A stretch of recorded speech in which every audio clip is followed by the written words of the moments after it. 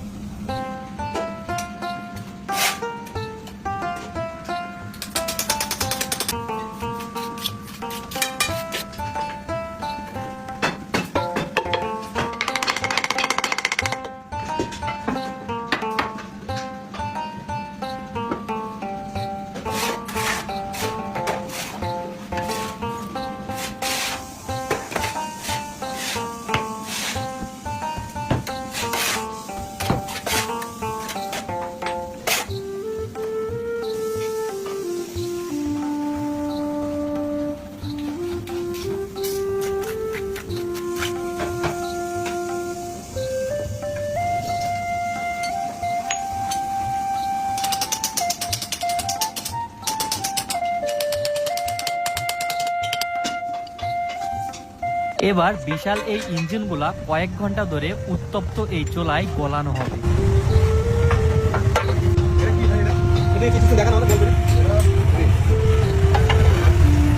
আর ইঞ্জিনগুলা গলানোর মাঝে মাঝে এভাবে নেড়ে চেড়ে দিতে হয়।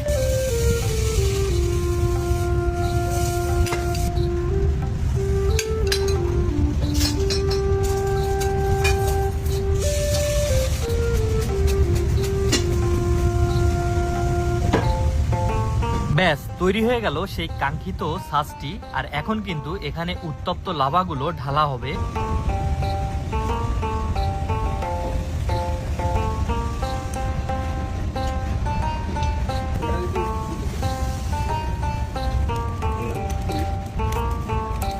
মাত্র ২০ মিনিটে জমে তৈরি হয়ে গেল সেই কাঙ্ক্ষিত কড়াইগুলা।